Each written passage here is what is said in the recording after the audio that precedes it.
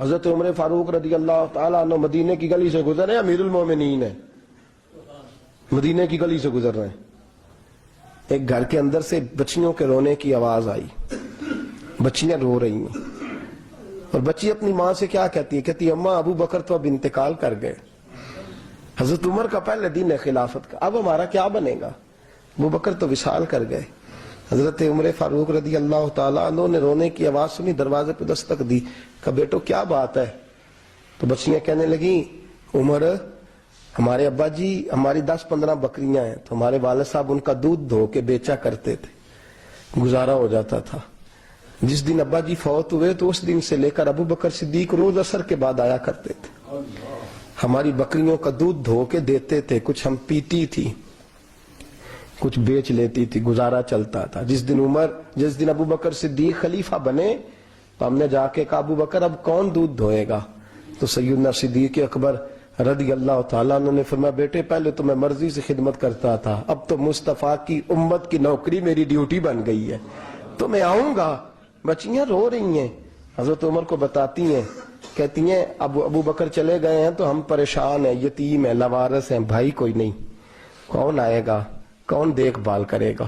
حضرت عمر فاروق گھٹنوں کے بل زمین پہ بیٹھ گئے، ان چھوٹی چھوٹی بچیوں کو سینے سے لگایا، فرمانے لگے میں ابو بکر کا کیا کروں، میرے لیے رستے بڑے مشکل کر گیا ہے، میں اس کے کس بادشاہ وقت ہو کے وہ غریبوں کے گھروں میں آ کے ان کی بکریوں کا دودھ بھی دوتا تھا، امیر المومنین ہو کے یہ رنگ بھی تھا۔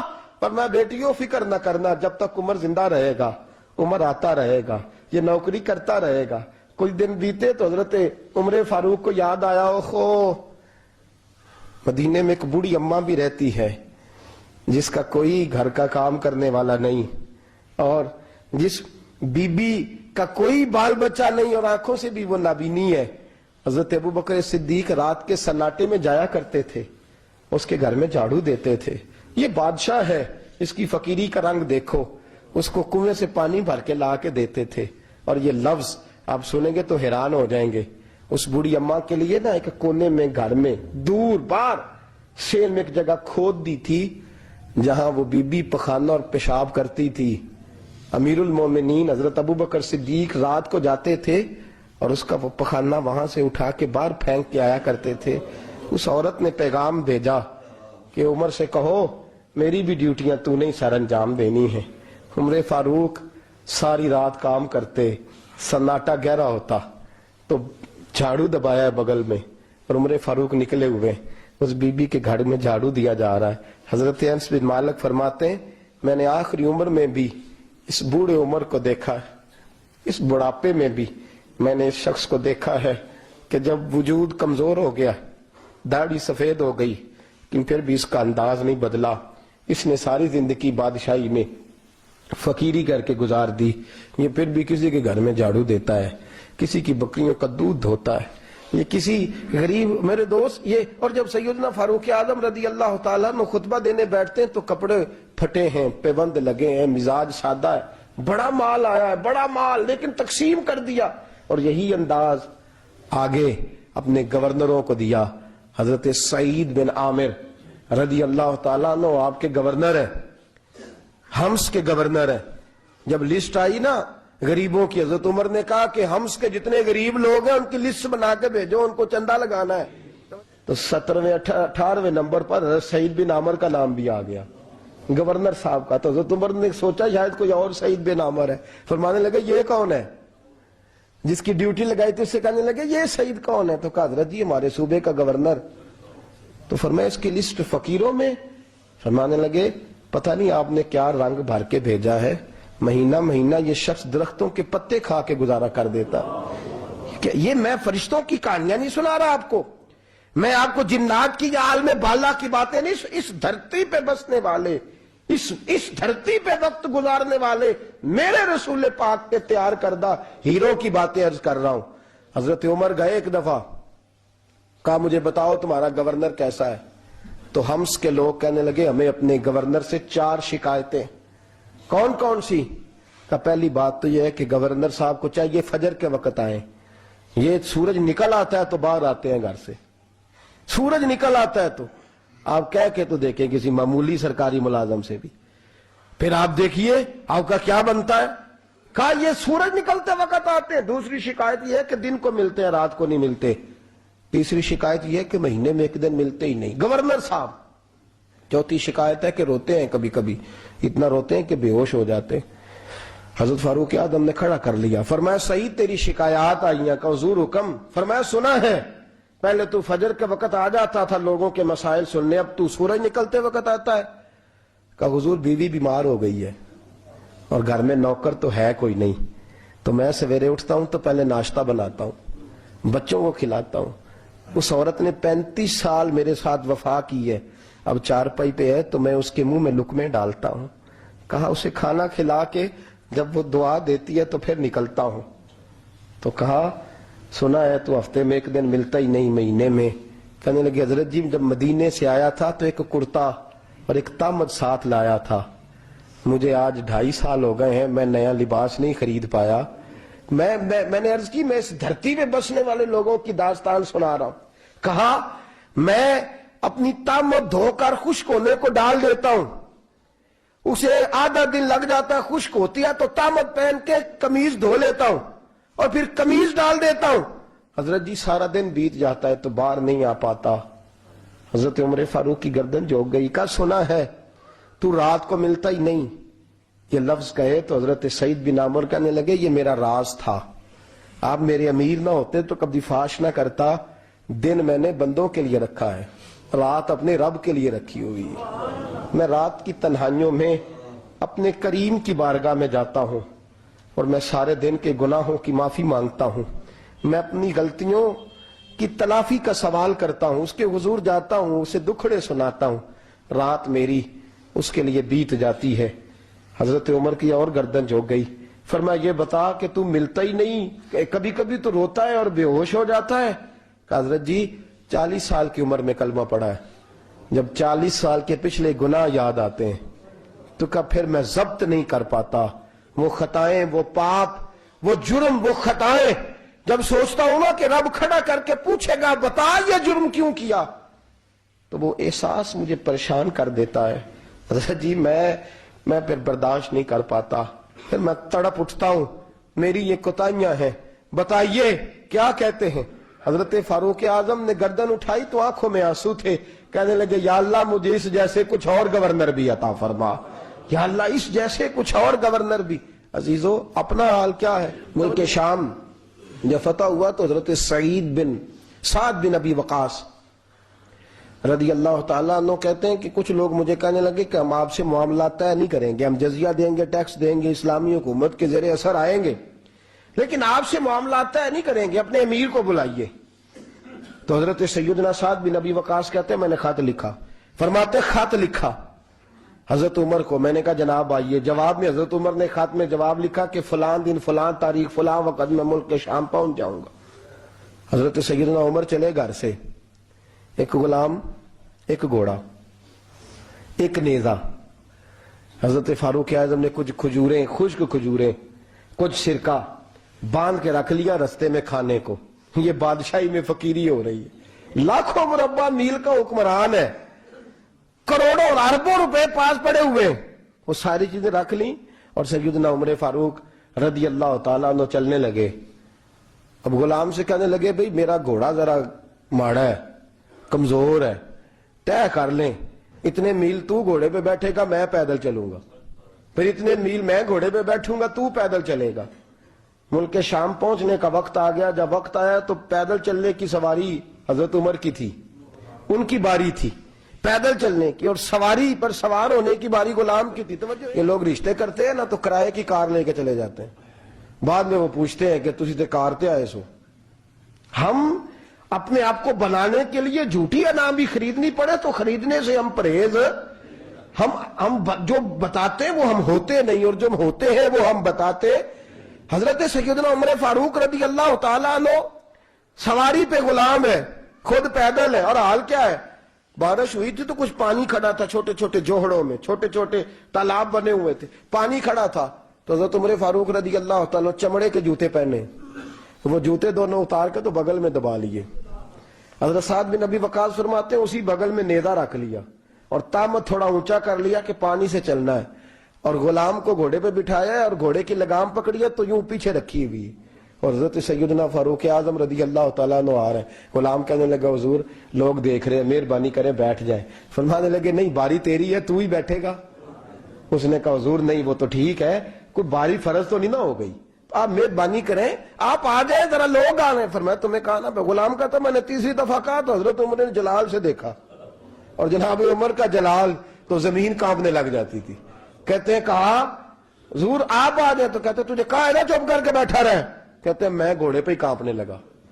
وہ غلام، اب حضرت سعد بن ابی وقاص کہتے ہیں سورج غروب ہو رہا تھا، شعائیں پانی میں پڑ رہی تھی، حضرت عمر پانی سے، میں نے غور سے دیکھا تو دوڑا گیا، جا کے نا بچے نہیں مشورہ دیتے ابا جی کو، ابا جی انج نہیں کریدا، دور بدل گیا جے، کہتے میں دوڑا گیا اور جا کر کے حضرت سیدنا عمر فاروق کو کہا حضور مہربانی کریں، ٹھیک ہے آپ کی درویشی سے کون آگاہ نہیں، وزیر کھڑے ہیں، سفیر کھڑے ہیں، بڑے بڑے عمرا، بڑے بڑے ملکوں کے حکمران ہیں، آپ مہربانی کریں یہ تامت ذرا نیچا کریں اور جوتا پہن لیں، اگر خراب ہو گیا تو اللہ نیا بھی دے دے گا، اور مہربانی کریں ذرا غلام کو کہیں نیچے آ جائے۔ حضرت عمر کہنے لگے تمہیں کیا تکلیف ہے؟ کہا حضرت جی وہ وزیر مشیر کھڑے ہیں، یہودی ہیں، عیسائی ہیں، نجرانی ہیں، وہ بڑے بڑے مذاہب کے اور بڑے بڑے ملکوں کے، آپ کا بڑا نام سنا ہے۔ حضرت سیدنا سعد بن ابی وقاص فرماتے ہیں میرے ساتھ اتنا ترش رویہ حضرت عمر کا پہلے کبھی نہیں ہوا، کہتے ہیں ماتھے پہ شکن آیا اور کہنے لگے تجھے تیری مار ہوئے، ان 4 لوگوں کے لیے میں اپنے نبی کا طریقہ چھوڑ دوں، ان 4 دنیا داروں کے لیے نبی پاک کا طریقہ چھوڑ دوں؟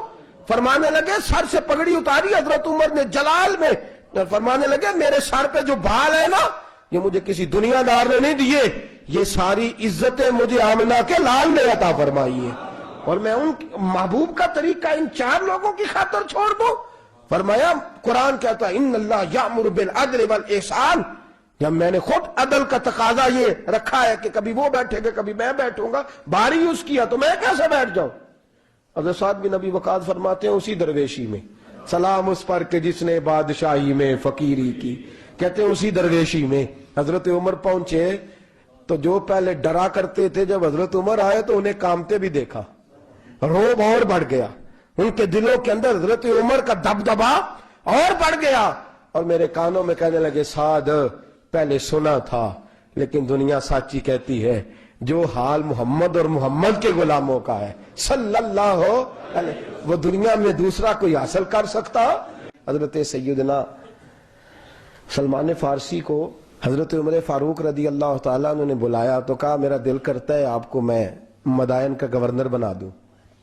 حضرت سلمان فارسی بڑے تگڑے قبیلے سے تعلق رکھتے تھے، بکتے بکاتے مدینے میں آ کے بکے، پھر نگاہ مصطفیٰ میں بک گئے صلی اللہ علیہ وسلم، بڑے تگڑے قبیلے سے تعلق تھا۔ یا حضرت عمر نے فرمایا میں آپ کو گورنر، کہا جی جیسے آپ کا حکم ہے، امیر کی بات ماننا، گورنر بن گئے۔